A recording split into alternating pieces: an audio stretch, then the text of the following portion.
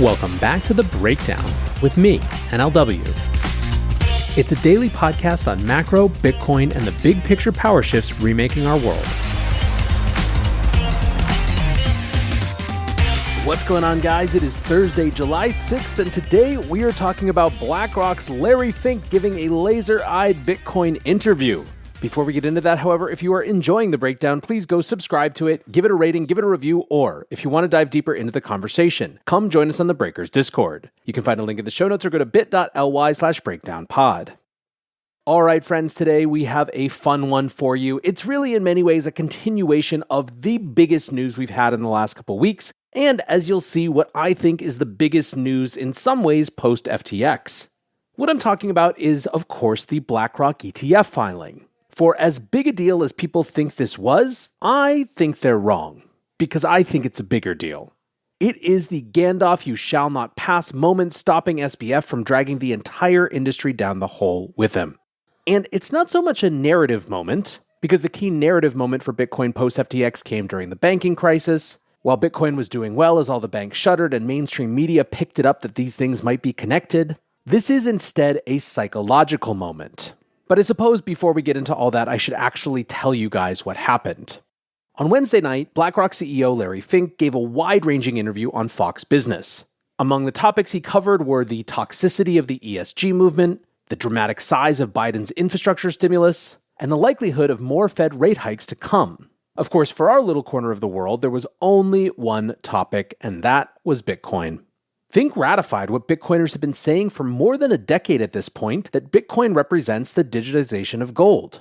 Fink said, quote, "The role of crypto is digitizing gold in many ways. Instead of investing in gold as a hedge against inflation, a hedge against the onerous problems of any one country, or the devaluation of your currency of whatever country you're in. Let's be clear," he said, "Bitcoin is an international asset. It's not based on any one currency, and so it can represent an asset that people can play as an alternative." Now, interestingly, this interview was one of the first that I've seen that didn't make a choice between the Bitcoin or blockchain narratives, and instead embraced both. Fink basically expressed a belief that blockchains could be a transformative step in the evolution of financial infrastructure. He said, "We're a believer in digitization of products. ETFs were a big revolution from the mutual fund industry, and it's really taking over the mutual fund industry. We do believe that if we can create more tokenization of assets and securities, and that's what Bitcoin is, it can revolutionize finance again." Now, he elaborated this even further later in the interview, pushing back against host Charles Gasparino's suggestion that the value of cryptos had diverged from their perceived lack of use cases. Gasparino said at one point, "I don't know a lot of people who use the blockchain to transact. I know a lot of people who own Bitcoin. I don't see the utility in the underlying technology." Fink basically immediately shut that down and said, "I actually believe the underlying technology is fantastic. The blockchain will help you accelerate the process of transactions. Let's be clear, if you have a pure blockchain and you have knowledge of who the buyers and sellers are, we don't need custodians anymore. The whole process of finance, some of the intermediaries are broken down."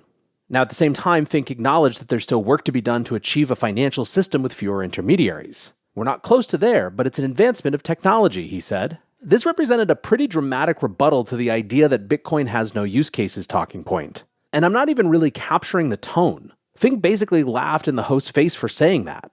You gotta think the other cable news personalities saw that and might rethink their approach to this question just a little bit.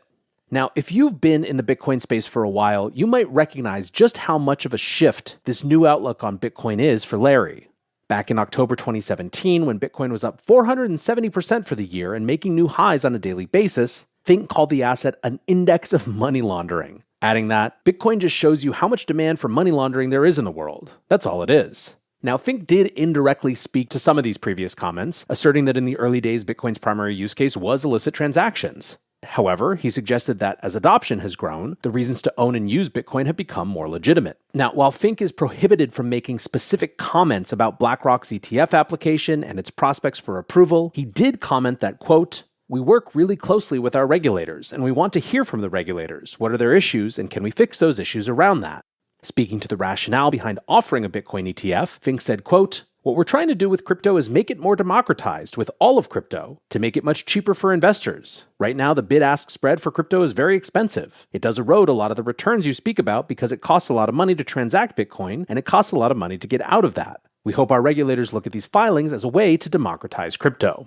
Fink also even took a moment to address some of the more outlandish theories out there, suggesting that BlackRock is just going to try to immediately create a BlackRock Fork of Bitcoin or something like that. He said, "Our job is to be working on behalf of the asset owners. We're the largest asset manager. That means none of the money is ours. We're a fiduciary. We do what our clients are asking, and we've had good performance. We've been right on market calls."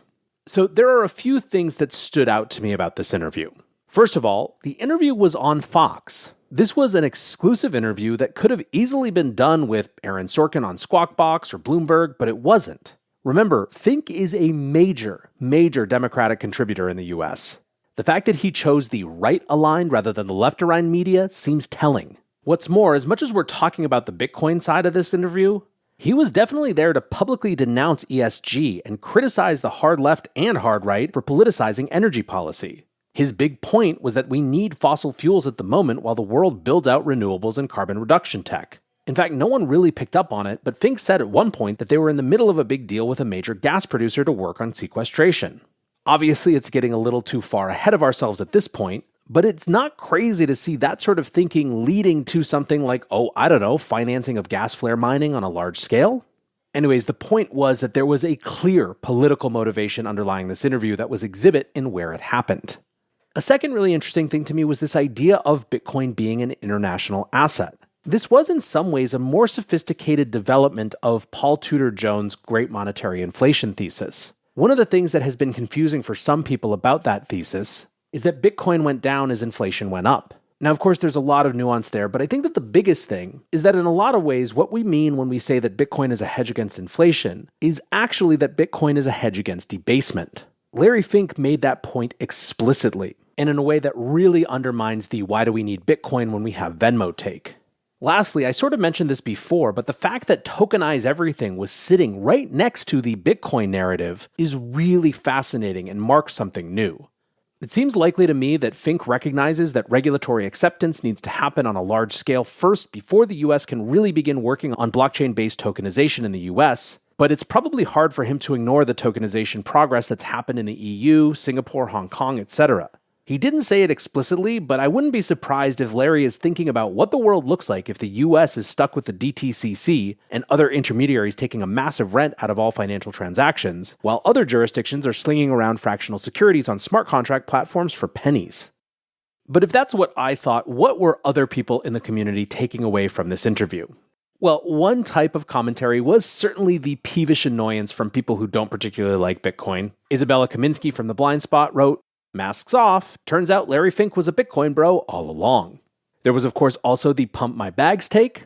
Sherlock Hoddles wrote, "Breaking, BlackRock CEO Fink just said on Fox that he believes my bags will pump back to all-time high." These may not be the exact words he used, but I can read between the lines. Probably the biggest reaction in the crypto community was something like validation. American Hoddle wrote, "You could have heard it from Fink today, or you could have heard it from the average pleb 5 years ago. The front running of Wall Street has been epic." Dylan LeClaire from Bitcoin Magazine said, "BlackRock CEO saying what the average laser-eyed anon has been saying for years. Color me shocked." Pomp put it really simply, BlackRock CEO is now the chief marketing officer of Bitcoin. Another theme that many picked up on was this turnaround in the discussion of ESG. Kelly Greer from Galaxy Digital said, "Larry Fink shilling Bitcoin on Fox while saying he doesn't say the ESG word anymore is the real pivot." Mikey Polito from Blockworks said, "Larry Fink in 2020. Bitcoin is a scam and uses too much energy. Larry Fink in 2023. ESG is a scam. Buy Bitcoin." Now, there was some amount of concern or recognition of the irony of cheering on BlackRock, the world's biggest financial institution, getting involved in an asset that is meant to break the power in some ways of traditional financial institutions. Wendy O tweeted, "BlackRock is about to be accepted by the Bitcoin maxis. I thought the point was removing third-party predators and being your own bank. Self-custody will die. More importantly, I'm excited to get rich and ride the grift wave." Smart Economy podcast host Dylan Grabowski wrote, "Looking in the mirror, I am laughing at myself for getting excited that the head of a financial behemoth is validating the technology built to operate without figureheads and centralized institutions. Yet, here we are, an entire industry of self-sovereigns cheering him on." Now, the ETF crowd was really looking at broader implications for the BlackRock ETF proposal specifically and tokenization more broadly. Nate Garassi, the president at ETF Store, said, "BlackRock CEO on a major news network talking Bitcoin ETFs is really all you need to know. This thing is going to happen in my opinion. What's more interesting to me than anything Bitcoin ETF related is Larry talking about the future tokenization of all securities. Now, Nate also made a point that this did actually validate all the people who had been pushing for a Bitcoin ETF and trying to argue why it was valuable to consumers over the last few years. He tweeted, "I feel like people just thought we were pumping a Bitcoin ETF for the past however many years. Now everyone's starting to see the light. People investing in Bitcoin anyways through all kinds of expensive and suboptimal ways. ETF can be much cheaper and more efficient option." Finally, James Seyfarth, an ETF analyst at Bloomberg, wrote, "TLDR, BlackRock is all in on getting SEC approval for a spot Bitcoin ETF. In case that weren't already obvious, and now we know unquestionably that it's coming from the top. I think this is a really important point. There's a difference, ultimately, between BlackRock filing for an ETF and Larry Fink going on national TV telling all the bozos on the street to get with the program." And that leads to what I think is the most important conclusion and takeaway from this all, which was about psychology. Neil Jacobs wrote, "Larry Fink's endorsement of Bitcoin today as an international asset reminds me of the Paul Tudor Jones endorsement of Bitcoin in May 2020. Another signal to Wall Street and Main Street. The Overton window is shifting." Macroscope tweeted, "Fink's pro-Bitcoin remarks today should not be underestimated. Openly gave BlackRock's stamp of approval to Bitcoin broadly, but also as an acceptable and arguably superior alternative to gold. Will be consequential in terms of impact on psychology in the asset management world." I think Will Clemente got it even more simply when he said, "The CEO of the largest asset manager on earth calling Bitcoin digital gold on live TV significantly decreases the career risk of portfolio managers holding Bitcoin." So I said at the top of this show that it's not a narrative moment, it's a psychological moment.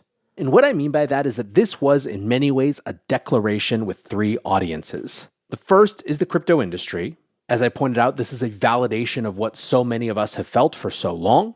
It was also, however, a declaration to the regulators. Adam Cochran summed this up a couple weeks ago when BlackRock first filed. He wrote, "Lots of weird takes of folks being like, Warren and the Dems will never let the BlackRock ETF happen. Larry Fink is a card-carrying Democrat, Dem super PAC donor, and kingmaker. This is one of the bankers who puppets Congress members. Everything just changed. It's a classic case of first they fight you. We're in the stage where BlackRock realizes this doesn't go away, so now they try and get their slice of the market. If Gensler denies Fink, they'll sue, they'll call in political favors, and they'll apply again until they win. The largest money manager in the world, with the most politically connected banker in the world, does not simply decide to wake up one day and take on a losing fight." And that, of course, gets to the third audience that this is a declaration for, which is the rest of the business world. You heard it from Neil, but a bunch of people are comparing this to the Paul Tudor Jones 2020 Bitcoin comments. I think one can argue that this is in many ways bigger. Paul Tudor Jones is brilliant, he's famous, he's enormously successful, but ultimately he's a cowboy hedge fund manager. There is a gigantic difference between a cavalier risk taker advocating for Bitcoin and hearing it coming from the mouth of one of the most famously conservative bond fund guys in the world. When Paul Tudor Jones and Stanley Druckenmiller talk about Bitcoin, people think speculative hedge. When Larry Fink talks about Bitcoin, people think prudent hedge. I think we are likely to see more comments around Bitcoin coming from BlackRock and Larry Fink in the future. But as I said right at the top, I think this is the most significant post-FTX moment in the entire crypto industry. Until tomorrow, guys, be safe and take care of each other. Peace.